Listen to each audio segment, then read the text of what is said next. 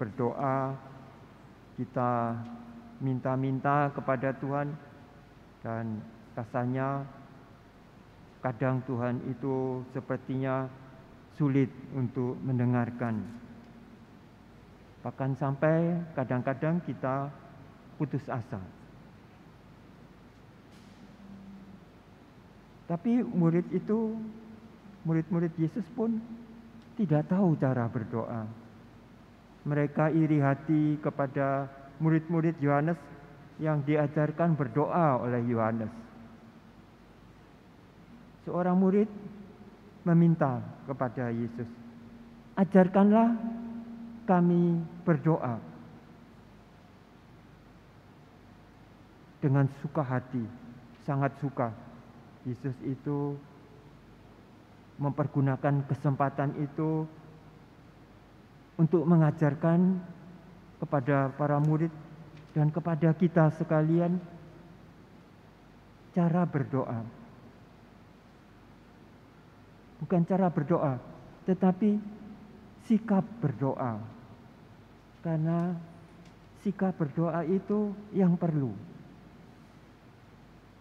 Seringkali kita itu berdoa karena tidak punya waktu, kita berdoa cepat-cepat, atau kadang-kadang kita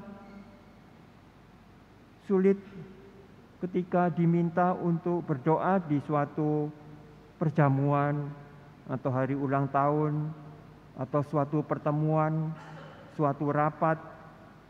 Untuk mulai rapat itu dengan doa, kadang kita menolak karena kita tidak tahu apa yang mau diucapkan. Sikap hati belum siap, karena doa itu kepada Tuhan Allah kita.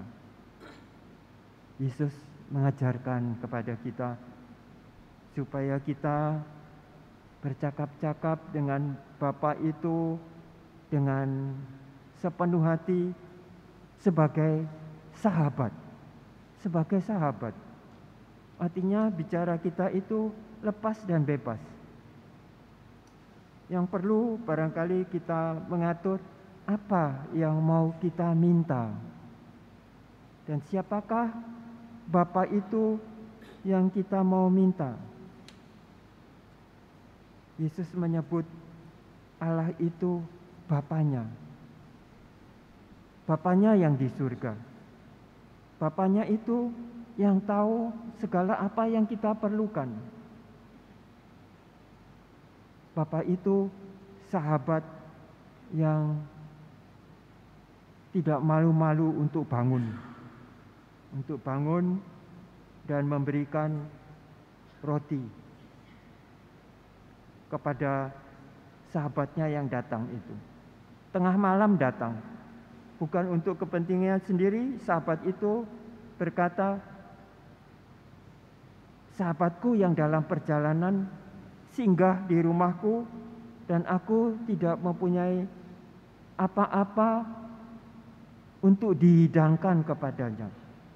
Ia mau menghidangkan sesuatu karena sahabatnya itu lelah letih dalam perjalanan itu, dan dia mau minta roti itu kepada sahabatnya yang sedang tidur tengah malam.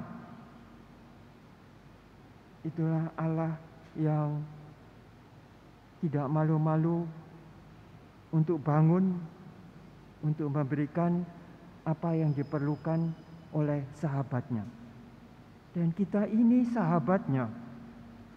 Bila kita ini sahabat, kita hendaknya mengerti apa arti sahabat itu. Sahabat itu tidak malu-malu untuk meminta apa saja yang kiranya pantas dan layak untuk dimohonkan. Itu sahabat. Sekalipun tengah malam dia tahu sahabatnya ini akan bangun. Sahabatnya ini akan setia. Itulah Bapa kita di surga. Yesus momen kesempatan itu untuk mengatakan siapa Bapa di surga itu. Bapa di surga itu sahabatmu. Bapa yaitu tahu apa yang kamu perlukan. Mintalah maka kamu akan mendapat. Ketuklah maka pintu akan dibuka bagimu. Jangan ragu-ragu. Apabila kamu merasa diri sungguh sebagai anaknya dengan kepercayaan penuh dan penuh harapan, mohon kepada Bapanya apa yang layak untuk dimintakan, maka itulah sahabat. Sahabat yang tahu bahwa dirinya adalah anak Bapanya. Dan siapakah anak itu supaya menyukakan hati Bapanya? Apakah yang anak itu usahakan untuk membuat gembira hati Bapanya? Karena itu, sukakanlah hati Bapa itu dengan permohonanmu. Kata Yesus, bahkan kamu ketika anakmu meminta roti, tidak akan diberikan batu, karena hatimu tahu. Ketika meminta ikan, tidak akan diberikan kalajengking, karena tahu apa anak itu yang diperlukannya. Itulah Bapa di surga. Sikap seperti Abraham yang tidak ragu-ragu mengeluarkan isi hatinya. Mengapa Tuhan itu ingin memusnahkan Sodom dan Gomora? Bila ada orang benar, apakah kau samakan dengan orang-orang fasik yang ada di kota itu? Akan menerima penghancuran di kota itu, akan memusnahkan kota itu. Dan Allah itu menjawab Abraham, sampai Abraham sendiri tidak bisa melanjutkan. Bagaimana kalau ada 10 orang benar di kota itu? Tuhan menjawab, aku tidak akan memusnahkan kota itu. Abraham tidak berani melanjutkan. Tapi pasti walaupun seorang pun orang benar di kota itu, Allah tidak akan memusnahkan kota itu. Karena Bapa di surga itu murah hati, penuh belas kasihan. Ia tidak akan membiarkan keadilan itu hilang, tetapi Dialah yang adil. Satu orang benar akan menyelamatkan umat manusia. Siapa satu orang benar yang menyelamatkan umat manusia seluruhnya?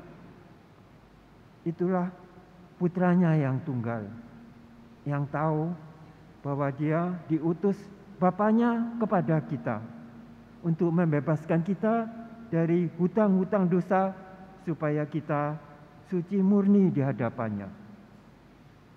Karena itu yang dibuatnya, maka putranya itu menjadi penebus kesalahan dan dosa-dosa kita.